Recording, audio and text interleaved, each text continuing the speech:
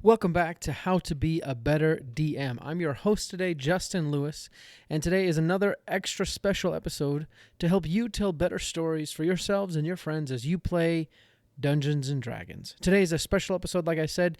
It is a Dungeon Master coaching episode. So you're going to hear me talking with one of our friends, Aaron Singh, and we are going to go over some of his experiences as a dungeon master. You're going to learn some things that he's found to be quite helpful, and you'll learn from his example.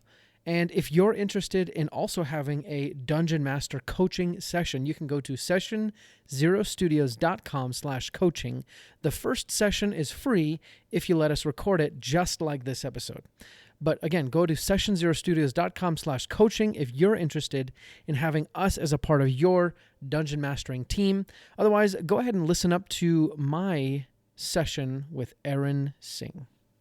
To kind of get us started, if you could tell me how you got into kind of D&D and being a dungeon master, and also, 6 months from now, you have done all the work and you're where you want to be as a dungeon master. What does that look like for you? So kind of going back to where I got started, it's funny. So I'm not young. I started when I was like 40. I'm 40. I'll be 41 next month. So I'm No old. kidding. Yeah. You don't look it. I'll tell you, you don't look Oh, it. I appreciate it. Yeah, I'm old. And so, but the funny is, like, I grew up doing sports my whole life. Yeah. It's been part of my life. So I coach my kids and do everything. But I've always had like but part of the reason my parents put me in sports is because I was more of a creative mind. Mm, So a lot of music, piano, singing, dancing, believe it or not. that's awesome. And so the sports kind of helped me get a balance and vice versa. And so I did that a lot. And so, but because of the sports aspect, it's high intensity, a lot of time, a lot of physical exertion. So I kind of gravitated even more towards the arts, and Mm, so stories, books, movies, loved them, and then in the fantasy, just loved them. And so growing up, fantasy stuff was just so fun, and books were just so fun because you just are out of the real world, and so yep. so definitely loved it. And then as I've gotten older, it's funny because my wife knew that I was a big sports guy, and we were a sports family, obviously, like I told you. But my wife's like, oh my, because my oldest, who I coach a lot, and he's like very much like how I was. He's very creative, he's very smart. He's a lot smarter than I was. Very smart, and he's just like, my wife's like, oh my gosh, he's kind of like a nerd. I'm like, oh yeah, he is, but like, who cares? Like, I love it. Like, I love Yeah. it. I was like, that's how I'm like, I told her, I was like, don't worry. I was like, that's exactly like, that's how I was. That's how I grew up, and I love it. And I told her, I was like, you can't teach the creative mind, like, or you can't, Mm, it just kind of comes, like, it's really natural, because I have a lot of family and friends that are just not that super creative, and so when they try and get into the creative aspect of whether D&D or just fantasy, etc., it's really hard for them to kind of get into it. And so my son, he is kind of natural like that, so I got him into the sports stuff. He loves it a lot, and then as I started getting to it, he's like, oh, so what are you doing? I'm like, oh, I'm just doing Dungeons and Dragons. He's like, oh, I've heard about that. I was like, I've heard, like, oh, what have you heard about? He's like, oh, my friends play it. So I was like, oh, you want to play? He's like, yeah, I want to play. So I was like, it's like, okay, well, we'll see, we'll see how it goes. And so as I got into it was only like last year, mm, as I was getting to it, I kind of got, I thought it was super fun, super fun. I was very surprised. My brother got into it, introduced me to it, and like did a session as a player. And I was like, this is awesome. Creating your own character, whatever you want, like however you want, and then just kind of going with flow. And then the story aspect to it, going with the storyline. And I'm fine either whether it's just kind of like free for all, and I'm fine with I'm fine getting railroaded like into like a specific storyline too. I'm like, I don't care. Like, this is awesome. It's a story that I've never heard. I kind yep. of want to know what happens next. Right. And so as I got into that, I was like, you know what, my kid would really really love this. And so I was like, okay, like, so my son was like, hey, can I play? I go, okay, let's play it. And I was like, I did like a one shot DM session where I was like, literally made it up on the fly. I was like, I went through the monster manual, like picked out some random monster, kind of nerfed it a little bit.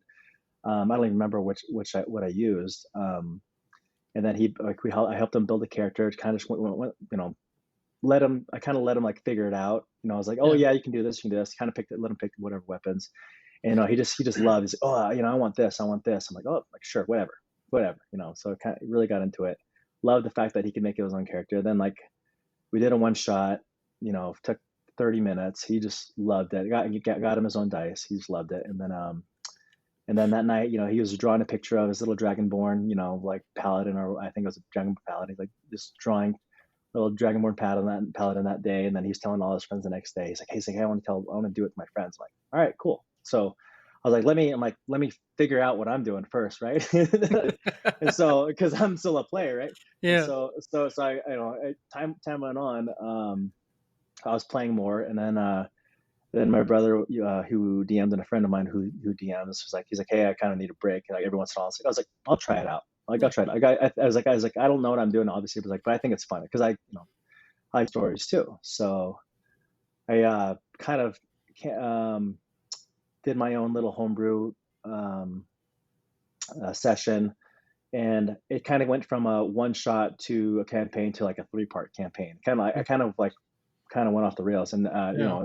but it was fun. It was fun. It's just kind of creating your own story. I was like, how do you explain this? And like, so I go back and forth, and then as we got into it, it worked out really well. And 10 sessions later, I was like, finally figuring it out, kind of. Not, I mean, still really new to it, but I was like, finally getting the flow, finally getting the characters and how they work. And then as after I did that, I was like, okay. Then my son was like, during this time, I did a couple of one shots with my son, and then he's like, hey, Dad, I really want to do D&D for my birthday. I was like, all right, sweet. I'm like, cool. He's like, let's do it. And so I had like a month and a half or 2 months about to prepare something, and I was like, it was just gonna be one shot. I was like, okay, well, who do you want to come to your birthday? Because it's Yeah. kid's birthday. Yeah. So I was like, well, I just want a couple friends and family. So I planned a birthday party for 8-year-olds. So my son is 10. So, but it was for cousins and friends, 8-year-olds to 15. So this is like a crazy, and eight kids. So I mean, you've done sessions with like 16. It's crazy. And then Yep. with kids, everybody is just going bazonkers. It's crazy. So but I was like, this is my kid's birthday. I'm gonna go all out. So Yeah. because most of my sessions are just pretty generic. I mean, we'll have some I'd make some maps, some minis, etc. So this one I was like, I'm gonna go all out. I'll get all the kids dice, because they know some of these kids have not done any D&D. Yeah. So I was like, get them dice as a party favor. Get them a mini party favor. That's And cool. and then the one shot that I did, I kind of made it my own, but it was maybe Rune Foundry. You've heard of those guys, like Rune Foundry? They do like some No. one shots and stuff. But I I'll don't know check how it I out. came across it. But they had a one shot. It was I forgot what it's called. It's a carnival, like red water carnival or something like that. So it's like a carnival theme. Yeah. And I kind of made it my own. But it was fun because I was like, okay, it's a party. I got to feed the kids. So part of the carnival was, yeah, like I said, it went crazy. So part of the carnival was, okay, I'm going to have carnival food. So I had like turkey drumsticks. I had root beer, got them big old mugs, That's and awesome. then I got them like little gold coins, like, fake gold coins that they can use to purchase their food. Yeah. And so to start off, and I dressed up as like kind of like a master of ceremonies type guy, and so got started, got the food out, and once the food came out, it was like in character, like, hey, it was like, welcome to the main, welcome to the men type thing. Yeah. And so got the food ready. I was like, here's your plates, here's your items, here's your money. It's like, you can purchase whatever you want. Go ahead and order. I had like my brother and a cousin help me out, serving and everything. Yeah. So I was like, put your orders in. They got their gold. They like purchased, things for X amount of gold or copper coins, etc. So they loved it. And but part of the game was the food obvious aspect. And then I was like, okay, we ate. They had our food and drinks, and then we went to like the table, where we played. But they didn't know that if they ordered a specific drink, that they were poisoned, and so as we went to the next stage of the game, we're like, okay, who drank this? Like, who does? And of course everybody drank, because they tried everything. Yeah. And I was like, okay, you guys are poisoned. You guys wake up in the morning, you guys are poisoned. You have no idea what's going on. So it's just, and then after that it went on. But it was so much fun. We did the carnival games, and I think the reason why I kind of bring it up is the thing for me was, it's when you DM for adults, you kind of want a specific setting and, kind of sometimes a serious tone. Yeah. You can have to throw some comedy, but when it was with the kids, it was just fun. You Yeah. know, it's like, I mean, the acting, I was like over the top acting, etc. We're kind of joking around with each other. Kids are failing during the carnival games. When they win, everybody would cheer. It Yeah. was a blast. And so like for me, I was like, you know what? Like I would almost recommend to anybody to start DMing for kids because they just make it so much more fun. And Yeah. and like for me, I was like, yeah, I DM'd and it was really great and it was fun. It was a little more serious that the prep and everything, but for with the kids, it's like I messed up so much, but they didn't care. They didn't Yeah. know. Yeah. And they just went with the flow, and it was like I said, it was definitely the most fun like session that I've done. One shot for my 10-year-old kid's birthday, Yeah. and in my even afterwards, but and here's the kicker: like, it took like 5 hours. It took like 5 hours. I mean, the longest birthday party I've ever hosted in my Yep. life. So I mean, but that's dinner and everything. So, but it was great. And like my brother afterwards, he's like, "Hey, for my birthday, can you do this too?" I'm like, "Oh my gosh!" I'm like, "Yeah, sure." You're like, Like, I don't know. I don't know. I don't know. He's like, "That was pretty." He's like, "That was pretty cool. Like, we should do this for my birthday."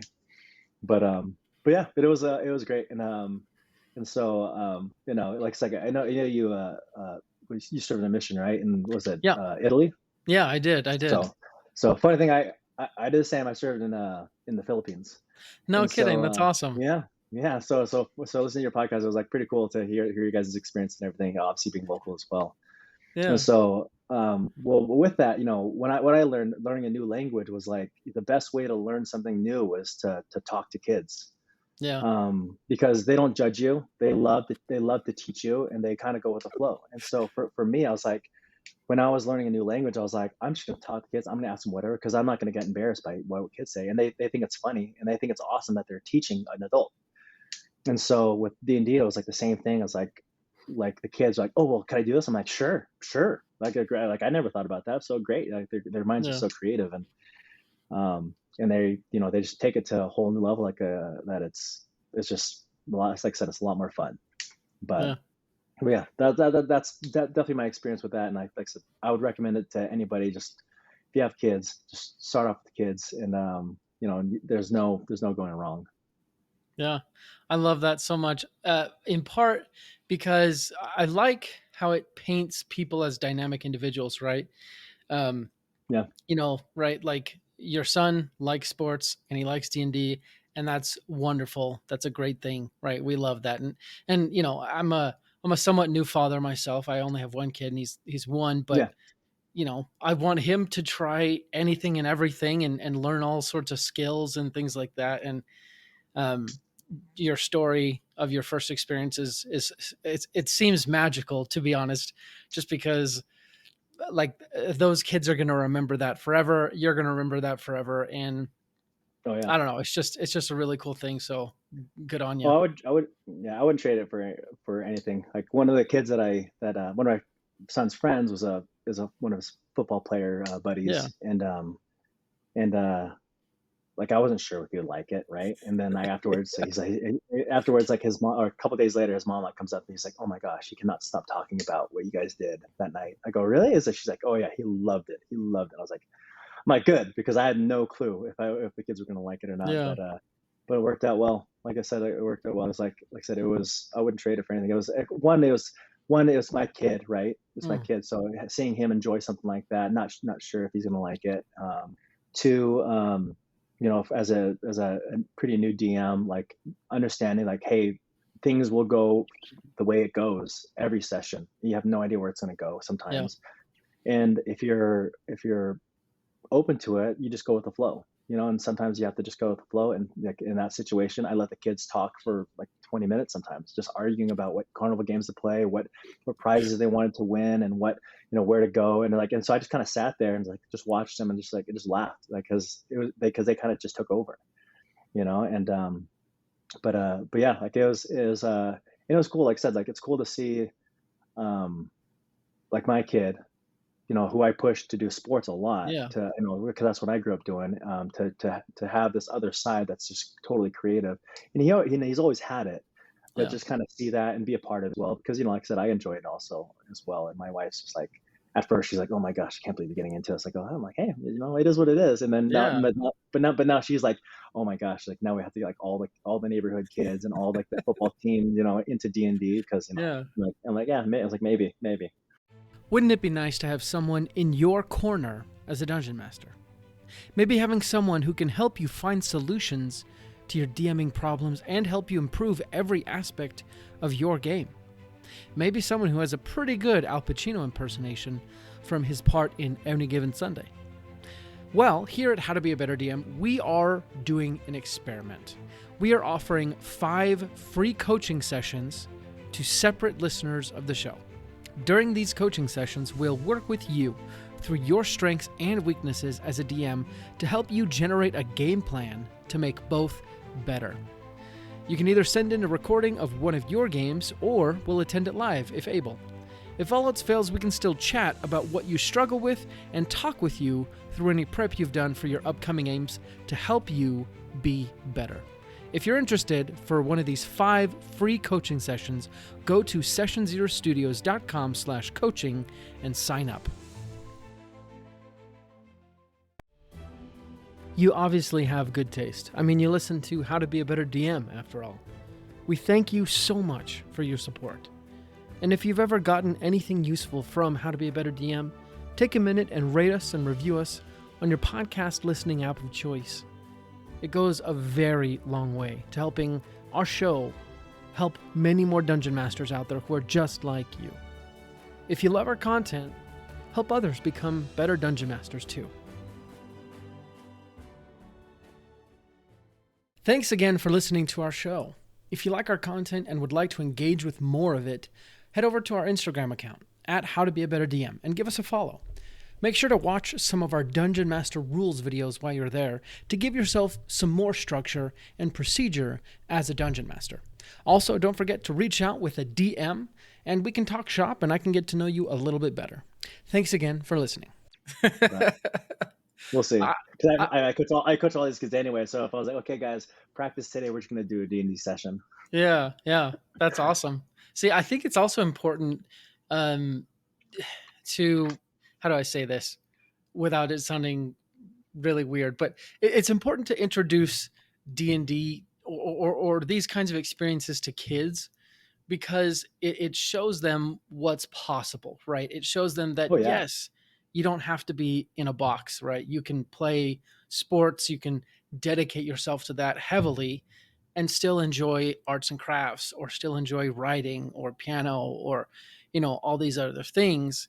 It's funny. I think I've shared this story before, but on my mission, actually, one of the guys that I was with, he wasn't my companion, but he was one of the fellow missionaries there, and he he said something along the lines of like, "You can't like that kind of music. Like you like electronic music," and I was like, Yeah. "But like I could like 2 different kinds of music. Like it's Yeah. fine." And he's like, "Oh yeah," like it's just like never There's hit no him. rule. Exactly. Yeah, So there's no rule saying that you can only like one thing, And I and exactly. I and for me, I attribute it definitely to my parents. My parents really wanted me and my siblings to be well-rounded, Hmm. and wherever we gravitated towards, like for example, I gravitated towards sports a lot, and my mom was like, "That's great. I guess, and I support you 100%, but you're still gonna do like music and piano." And Yeah. and I was like, "Well, why?" When I was younger, I was like, "Well, why?" She's like, "Well, because you need to be well-rounded." Mm. Because one day you're not going to be able to play sports anymore or do it, that kind of stuff. So you want to have something to fall back on, or music is a great thing to fall back on. And even now, like you use, like I have some music background and use it as like a bard. Like if I have a bard playing as as a player, I'm like, okay, dude, I want you to sing a song for me, Bo. And Yeah. so like, and if you want to sing, it's like I'll sing with you, dude, too. And so, but yeah, it's like but yeah, being well-rounded is one thing that I've really pushed for myself and obviously for my kids too, because I don't want them to, as much as I love sports and I want my kids to do it, like I want them to do other things too, because Yeah. it's fun and it it opens up a lot of different opportunities. It opens up new friends. It opens new ideas for different things, because you can take all these different experiences, in the workforce, in school, etc. Absolutely. So are you so you had that one shot experience with your son for his birthday. Yeah. Um what are you doing currently? I know you're coaching him, but are you kind of taking him through campaigns? Like walk me through sort of your current dungeon master Oh, situation. okay, so my current my current dungeon master situation is I'm coaching. so the irony with football, other than like as far as for myself personally, is so I have to create. I have to. It's actually funny because it's a lot like DM. I have to create Yeah. plays for a lot of different players, and I have to set it up against different teams. And so a lot of the stuff that I do is actually kind of funny because I feel like a DM. But as a coach, you called a play caller or a shot caller. Hmm. So you create plays, you make them, you design them, and you modify them according to who your players are you're playing against. And so in reality, that takes up the most of my time. And as far as a DM goes, because it's funny because preparing for today, like I was thinking, I was like, you know what, this is coaching is so much like DMing, and DMing is so much like coaching because you have to go with the flow because you never know what's going to happen during a game, and you have to make adjustments halfway through the game, etc., and go a completely different direction sometimes. And so for me, as far as like the actual DMing, like I'll take notes. I take notes Yeah. for the campaigns that I got, and I'll read up and I'll go through. I actually like the the like Dungeons and Dragons like one shots, or like like the Spines of Fendelver. I'm doing that with my son right now. So we'll do like we'll break it up into 10, 15 sessions. It's like mini Yeah. sessions, Yeah. and we'll do that. And then every once in a while, if his cousin wants to come or friend wants to come, he'll like run into like you know a traveler, and they join a little encounter together, and then we'll move on, and then a week will pass, and we'll do it again later. So Yeah. so those pre-made like one shot stuff are really nice because I can just read through them really quick. I don't have to come up with anything Yeah. on the fly, and I like them too. Like the going through those or any other one shots that are out there is kind of nice because it takes me in a different direction that I probably wouldn't have done or thought of. It introduces characters that I'm like, oh, I didn't think about, using this type of character or this kind of a monster or creature, etc. So it's kind of nice to see what else is out there and just kind of utilize it, but then also making it your own. Yeah. But yeah, so that's kind of like what I'm doing right now. I mean, like I said, like coaching, it takes up a lot of time, but like I said, like it's nice to it's the things that I'm doing coaching, it translates to DMing, and DMing translates to coaching, which is kind of Hmm. funny. And it's Hmm. it's been fun. It's been fun because I'll even tell like my coaches like, oh, dude, like I said, like I don't tell them like about the DM session, but I'll tell them like we should probably do something like this. Like I think this would be super fun. He's like, oh Yeah. yeah, that's a really good idea. So no, it's just like being more creative. And honestly, when it comes to any sport, I feel like the kids that thrive the best are the ones that are just creative. Yeah. They do things that we teach them and train them to do things, but then they'll do something that's just totally uncharacteristic of a normal player, and it's like that was really cool. That was really cool. I was like that was really creative. That's kind of cool that you did that. What made you think of doing that? It's like, oh, I just thought about doing it. Oh, it's cool. Like that was really awesome. As a coach to see a kid coming out on his own doing something that is either way too advanced for a kid that age, or just something that I just thought would be cool and just tried it out. So, Yeah. but yeah, I think as a DM too, being flexible, because like when I DM'd, and the last session I did for for my brother and my cousins, you just kind of have to go with the flow, and they kind of go off a tangent. I was like, and as a DM, it could be kind of frustrating when something goes off topic, especially Yeah. if you have something really specific that you want to get through.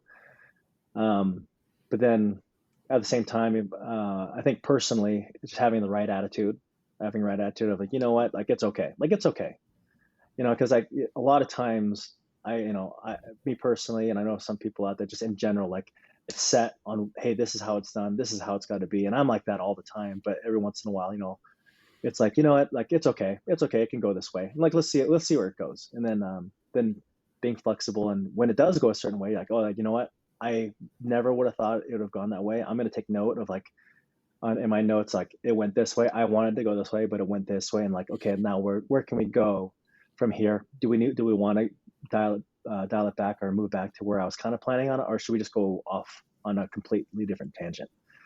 Um, and that actually happened to my brother, and it's kind of funny to see how he DMs because we DM very differently. I'm more of a storyteller. He's more of like a meat and potatoes, getting things done. Like here's an encounter, here's the things. Let's like check these things off, which is kind of fun too. Yeah. And one of the encounters that he had, which I really liked, I thought it was kind of going off the rails because it's kind of slowing down, and then all of a sudden he's like, hey, he did a session where it kind of tailored to my character, and I was like, oh, this is kind of cool. This is kind of cool because so I got a little bit into it, and then from that session, he told me, he's like, okay, well, do I?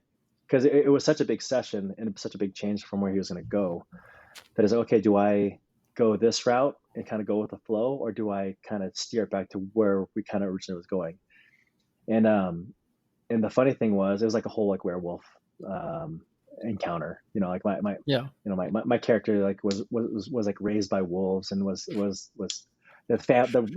wolf pack was slain by a werewolf that infiltrated the wolf pack. It was something funny like Yeah. that. Yeah. And so it was like something like it came up last second, and then we had a werewolf encounter, and after that, like all the other players like, oh dude, let's go look for this werewolf, dude, because it's like this, we got to get this guy, like we got Yeah. to get this guy. And my brother's like, oh, you can tell, I just tell him, he's like, oh, I don't know if we want to go this route. You guys sure? Are you sure? Because you can just tell he just like wasn't He's sure. like, And they're like, yeah, dude, let's go. Like, let's go. And so we actually went that route. He kind of caved in, and we went that route. And I was like, it was really fun, yeah. for as a character having it personalized for yourself. It's kind of fun. And as a DM, when you personalize things to each character, you can see the light kind of come in their eyes, like, oh yeah, this is for me. Like, this is my guy. This is my time to shine. And every session, not every session, but every once in a while, you can tailor it to one individual just a little bit. Not, it doesn't have to be like a total reroute, but it's just like, somebody that they ran into from the past, something that kind of pulls at their heartstrings, like something unique, and that kind of gets them really, really into it. And as and as I prepare something like that for specific characters, I think it's kind of fun to see them really like get into that specific session. Yeah. I gotta say, just based on some of our previous episodes that we've done recently, I've been thinking a lot of dungeon master strengths, and I think one of yours is definitely being a coach, right? And kind of taking those attitudes and mentalities from the sports world, right, and bringing it into D&D in a very positive way, which I really love. You mentioned just having a good attitude and being like, you know what, this is what it is, and I'm going to play Yeah. with what's in front of me, right, which is exactly what you do in sports. You Oh can't, yeah. you can't go hit a blocker, or you can't go make a block that was over there. You got to do it where you are. Kind of the idea. And I really like how you also tailor what you do to your players, both on the field and at the table, right? So you had a group of 8-year-olds to 15-year-olds, very mixed group. And so Yeah. I think what you did was very genius, right? You added in some elements that were very tangible and real, and you transitioned them to the untangible and the not so real, while still holding on to some of that tangibility, right? So people, Yeah. they can eat, and that brings them to the here and now, right? Because they can taste it. But the taste is also in the world, so it's sort of this like metaphysical bridge, almost, you could say. And I Yeah. think that was brilliant, because for the younger people, they can move and do a little bit, get some of the wiggles out, but for the older people, they can kind of make those connections as well. Yeah. So kind of the next question is, what would you say is, how do I say this? How can I best help you? Like, um, what are you sort of most working on, struggling with, or just kind of puzzling over in terms of dungeon mastering, whether it's a particular plot or any skills or kind of the whole thing? So yeah, something that's interesting, because you sent me that the Dungeon Master's level up guide, right? Yeah, yeah, Like a while ago. So I kind of, so I thought that was really interesting because I went through that, and I was like going through it the other day as well, because the cool thing about that, I was like, it starts off, like like a CR0, right? And then it Yeah. goes, and then it goes up. And for me, it's that's been helpful just to kind of open up like the creative mind, et cetera. Because like for example, like one of them was like, make somebody cry. And I was like, oh, I'm like, okay, like, yeah, that's interesting. Done. Let's try and make somebody cry. And so let's check that off the list, and then, Yeah. but then there's something, it goes as far as like, DM for like online, DM, in person, what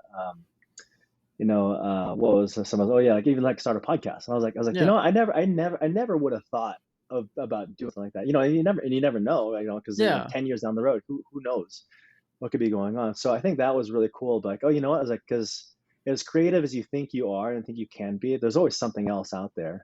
And Yeah. so I think, for me, I think like something that um, what's actually hard. The hardest Yeah. thing to do for me Yeah. right now is finishing.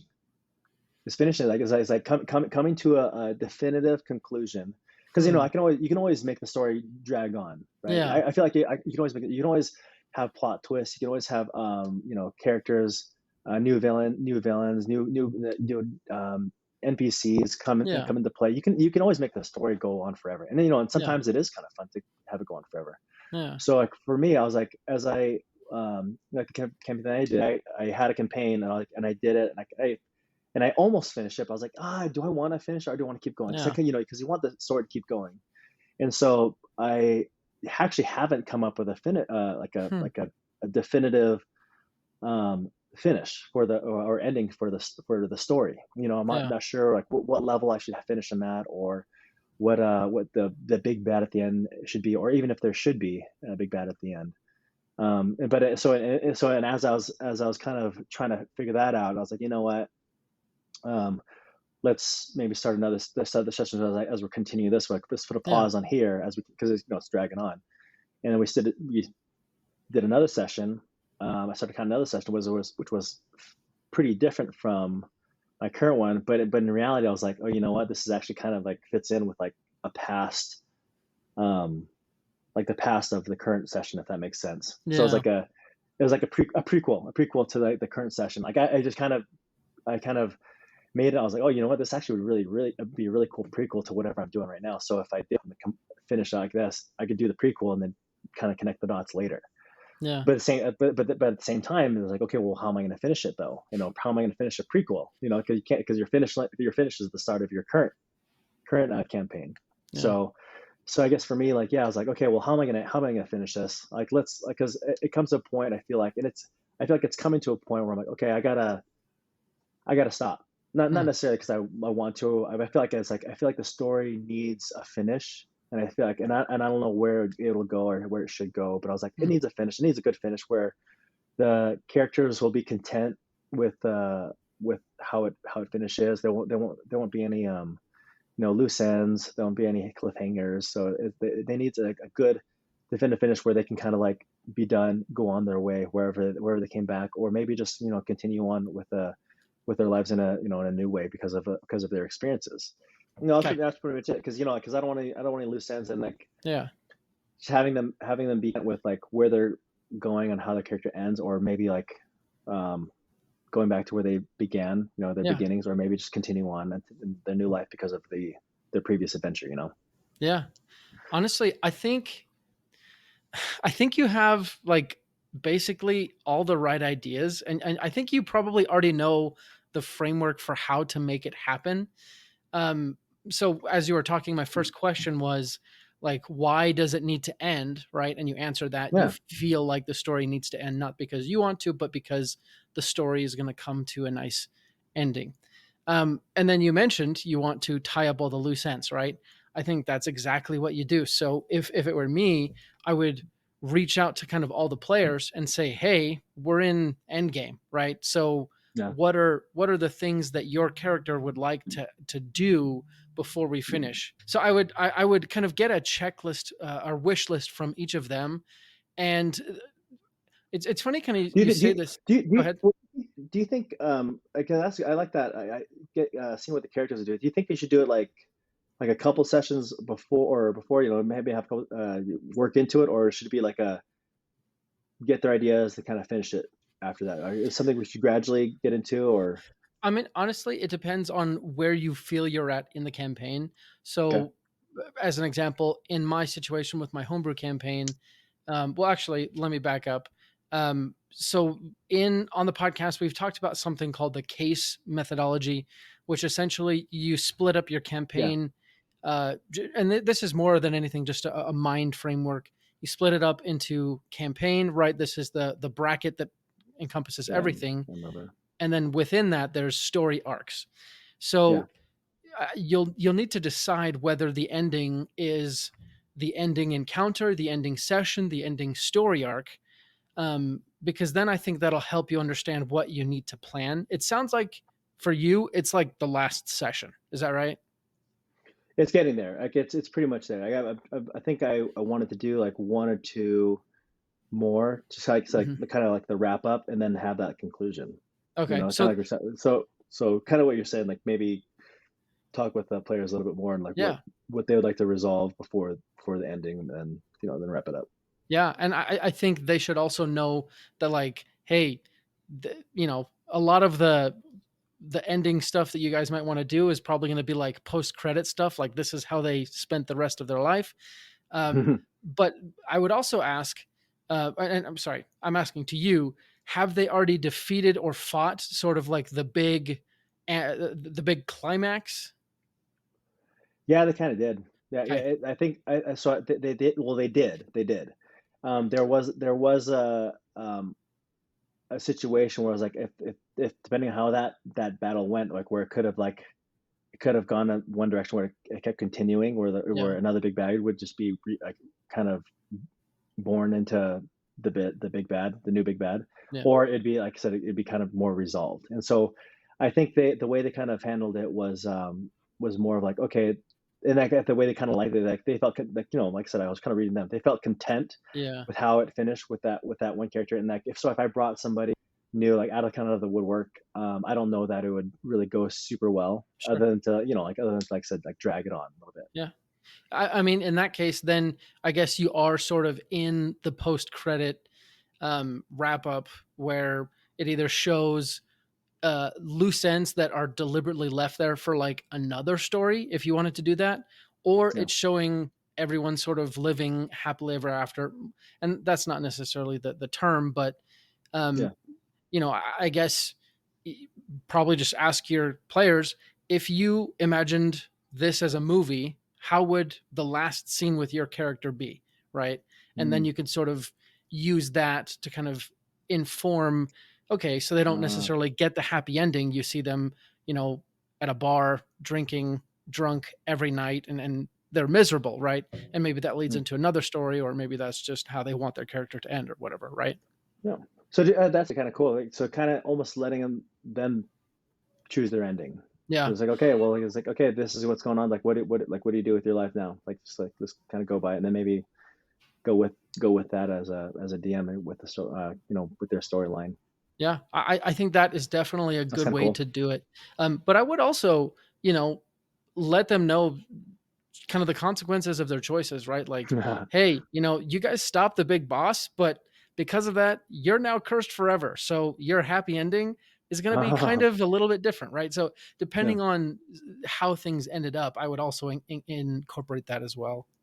Okay, I like that. I like that. I Yeah. like that. Yeah. But like I said, I think honestly, you have everything like already right there. I think at this point you just need to either make a decision or be comfortable waiting until you do make a decision, or like the decision comes to you, right? Yeah. So, That makes sense. Yeah. I like that. I like that. yeah. I took notes on that, and I remember you talking about the case a while back. So that's good that you brought that up. I'll have to go back and listen to that again. Yeah, I mean, it's just a simple way to sort of structure story. You could also, if you wanted to, kind of cut your campaign into chapters, and this would be, the last chapter with X, Y, Z different things happening. Yeah. I think the thing that I would try and stress the most is just that every player feels kind of fulfilled and finished, if that makes Yeah. sense. No, that So, makes sense. I guess that'd be kind. Yeah. I guess. Yeah. I like that because it'll be fun to see how every character would want to go. Because I'm sure Yeah. somebody would want to like walk into the sunset, you know. Yeah. So maybe some guy was like, you know what, I'm just gonna keep going on adventuring, and maybe maybe he finds another adventure that you could throw him into, you Yeah. know. So oh yeah, I like that. I like that. Yeah. And I mean, having characters that still exist, they make awesome opportunities for nostalgic cameos Yeah, later on. Marvel and Disney are so freaking terrible culprits of this, but it I know. works. You know, it's funny. I was actually just thinking about it. I was like, you know, I'm actually glad you brought that up because I was like, you know, there was one time where I actually did. It was actually my own character. Hmm. I brought one of my characters as an NPC in the current campaign, and they obviously were playing with it, like, oh, I know this guy. Oh yeah, I Yeah. know this guy. This guy's better. So I like that you brought that up because I think that'd be really cool to bring their characters into another adventure somewhere down the line, Yeah. and them seeing their own character as an NPC. Yeah. I mean, if anything, I don't know if you've ever heard of Pitch Meeting on YouTube. It's an excellent channel. But he kind of breaks movies down in a very satirical way. And he Yeah, always says, that's the person from The Thing. And that's exactly how we act, even with actors. We're like, hey, this animated movie, that character, I know the voice of that character because it's that yeah, person. yeah, And so it's a very effective way to do it. But Aaron, thank you so much for being here. I sincerely yeah, hope man. that something we talked about has helped. But honestly, I'm just blown away because to me the experiences that you've talked about sound so amazing. And honestly, I can't wait to do the same thing with my kid when Oh he yeah. gets that age. So thanks for joining me. And again, hope something helped. Oh no, no, it was great. I mean, if anything, everything that you guys have been doing for the past, couple of years has helped. I mean, it's great to listen on the drive to and just taking notes, mental notes on what you Yeah. guys have learned on your journeys and stuff. But tonight, I think it's great. I think it's cool to see how I could probably finish up my campaign and how yeah, a good way to kind of wrap things up. So I think that was really helpful. But Yeah. appreciate it. Yeah, you'll have to let me know how it goes. And definitely, if you ever have feedback about any of the podcast or even the Dungeon Master level up guide, Yeah, that I think definitely needs a lot more fleshing out because, like you said, there's a whole lot more experiences out there. Definitely let me know. But that's all we have for today. And I guess, we'll catch you around. Thank you for listening to today's episode. As always, we are incredibly grateful to you. I mentioned this at the beginning of today's show, but honestly, we're so grateful for our opportunity to do this podcast and have people listen and think what we say is useful in some way. So, hopefully something that was said today does help you. And if you're interested in doing a free Dungeon Master coaching session, go to sessionzerostudios.com/coaching. And if you allow us to record the first session, then that session is free. And we'll be back next week for another episode, another handcrafted episode just for you. And until then, let's go ahead and roll initiative. Brought to you by Session Zero Studios. For more information, visit sessionzerostudios.com.